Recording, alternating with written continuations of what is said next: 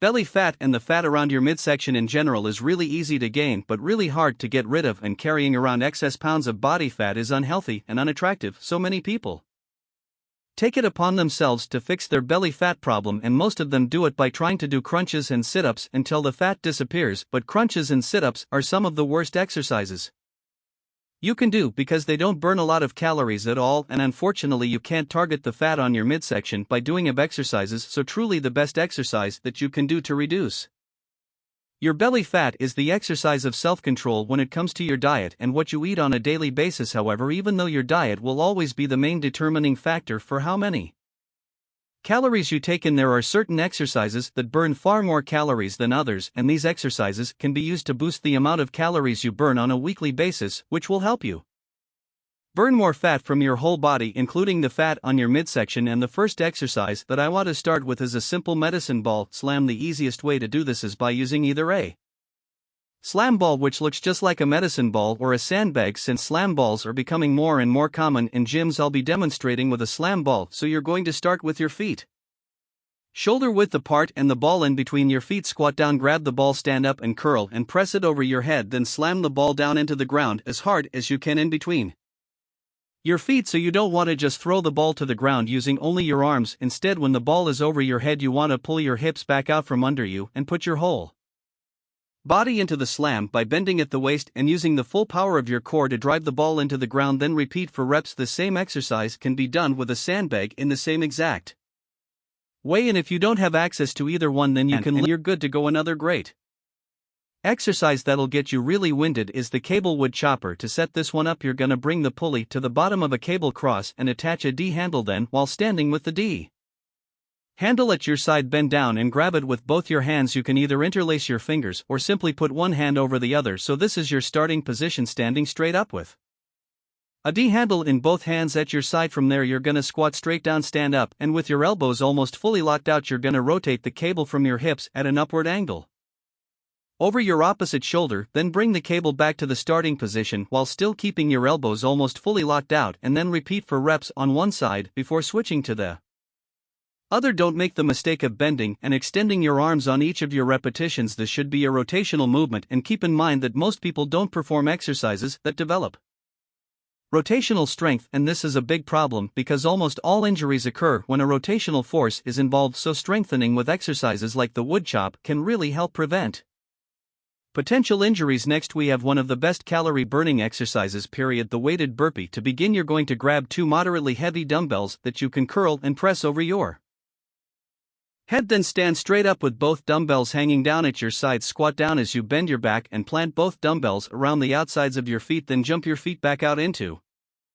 a push-up position and perform a push-up onto the dumbbells. After that, hop your feet back in between your hands and stand straight up with the dumbbells. When lifting the dumbbells off the ground, you want to do it with good form, as if you're performing a suitcase deadlift. So make sure that you maintain the neutral curve of your lower back as you stand up, and then you're going to curl and press those dumbbells over your head. Finally, lower the dumbbells back to your shoulders, then bring them back to your sides, and then repeat for reps. Now, if you're a beginner, you can do these with just your body weight, and instead of jumping your feet out, you can walk them out and back in for less impact. Let's move on to kettlebell swings. And kettlebell exercises in general are very good at boosting the heart rate and helping you burn a ton of calories. In fact, according to the American Council on Exercise, the average person can burn 400 calories in just 20 minutes with a kettlebell workout. This equates to 20 calories being burnt per minute, which is the same as running at a 6-minute per mile pace. And the staple kettlebell exercise in every routine is the kettlebell swing. So to begin, start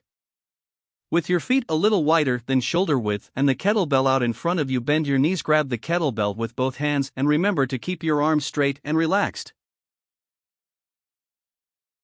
throughout this entire exercise. It's not meant to be an arm exercise, but rather a hip hinging exercise. So lift the kettlebell up, relax your knees, shift your body weight back into your heels, and lower your butt backwards and down as you swing the kettlebell behind you in between your legs. Then drive through your heels and explode through your hips. This explosive hip hinging motion should send the kettlebell swinging upward. It's very important that as you pop your hips forward, you also stop them and don't allow them to go past a neutral spine. Pushing your hips forward too much will hyperextend your spine and will more than likely lead to a back injury. So pop your hips, then squeeze your core and your glutes to stop at neutral and aim for the kettlebell to come up to about chest height with Your arms still extended out in front of you, then allow the kettlebell to come back down as you shift your weight back on your heels, hinge your hips, and catch the weight of the kettlebell as you use the momentum to go straight into your next rep. Keep in mind that this is not a squat with a frontal raise. If you're muscling the kettlebell up using your shoulders, you're doing it wrong. Another kettlebell exercise that will burn even more calories is known as the kettlebell long cycle, but you should only perform this exercise after you've already learned how to do regular kettlebell swings.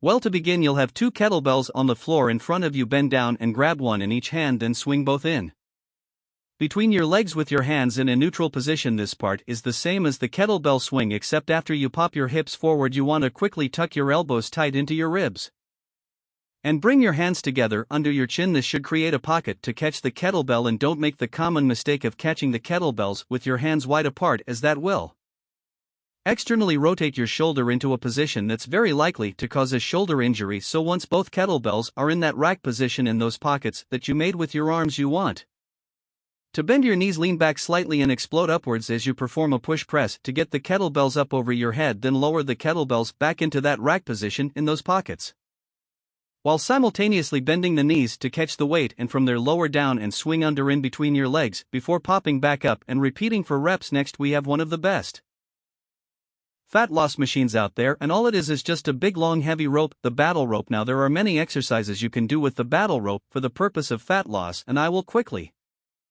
run through a couple. First is the alternating speed rope slams. You'll hold an end of the rope in each hand, slightly bend your knees, and make short curling and extending motions with your arms to create quick wave-like slams along the length of the rope. With this drill, you want to focus on moving the rope as fast as possible. Alternatively, instead of speed, you can focus on power by performing overhead rope slams with both arms at the same time. Just like with the slam ball, we're going to raise both of the ropes all the way up over the head and slam them all the way down using our whole body, especially our core. Then lift back up over your head and repeat for reps. One more variation involves holding the rope in your hands upside down, and then you're gonna raise the rope up and loop it across your body, and then slam it down. After that, you're going to loop it up and over to the other side, slam it down, and then repeat for reps. Another great simple fat loss machine is the prowler.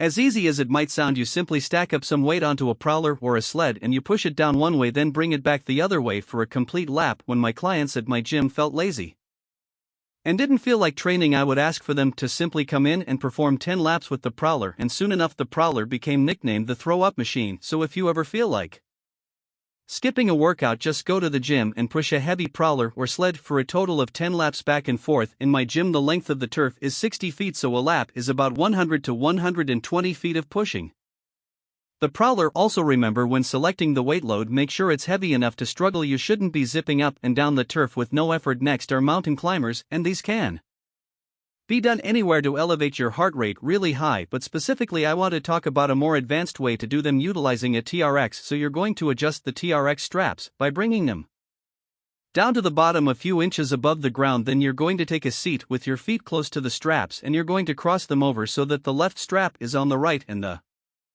right strap is on the left. Then put your feet into the straps and throw one foot over the other as you turn over onto your stomach. From there, you'll get up into a push-up position and start performing mountain climbers by bringing in one knee up towards your chest and then alternating back and forth with your other knee for reps. Another great exercise for that transverse or rotational plane of motion that involves slamming, as well as the hammer swing. Now, not everyone will have access to this exercise, but anyone that seriously wants to try this can go to a junkyard and pick up a tractor tire either for free or for dirt cheap. You would also need a long weighted hammer weighing 5 to 15 pounds. Then stand in front of the tire while gripping the hammer at the end with both hands. Stand in a staggered position with your left foot in front of your right, swing in an arc-like looping path around your right side and over your head. Then pull your hips out from under you, contract your core, and slam the hammer down using your whole body. As the hammer bounces off the tire, switch your stance so that your right foot is now in front of your left, and now loop around on the other side, slam it down, and repeat for reps. Finally, our last and final exercise that burns a lot of calories is the Turkish get up. For this one, you can grab any kind of weight in one hand regardless of Whether it's a dumbbell or a kettlebell, just make sure that it's a moderate weight load and not too heavy. You're going to lay down on your back with the weight in one hand the ceiling and prop yourself up on your other elbow from the ceiling. Take your leg up while extending your elbow and then plant your hand on your other leg. You're going to lift and sit up while still keeping the weight pointed straight up, as if you were getting ready for a side plank, but instead you're going to make room to slide the leg that's closer to the ground back behind you and plant it into the ground. Not too far from where your hand is. Then you're going to come up into a lunge position and stand all the way up with the weight above your head. Then you're going to reverse the movement, so lunge post. Kick your leg out lower to your elbow and then return to the starting position before repeating for reps. So those are 10 exercises that are amazing at burning a lot of calories, which should help you burn more fat. Keep in mind that these exercises should not replace your regular strength training routine where you lift weights and try to progress the amount that you can lift on each session. These exercises can be used in addition to that to burn more calories and speed up your progress. An easy way to combine all them into a fat burning workout is to do each exercise for 10 interval rounds of 20 seconds on and 10 seconds off. Then take a minute break and move on to the next exercise. It's gonna start off pretty easy, but I promise you'll be sweating buckets by the end. So that's it. Remember to subscribe to the channel.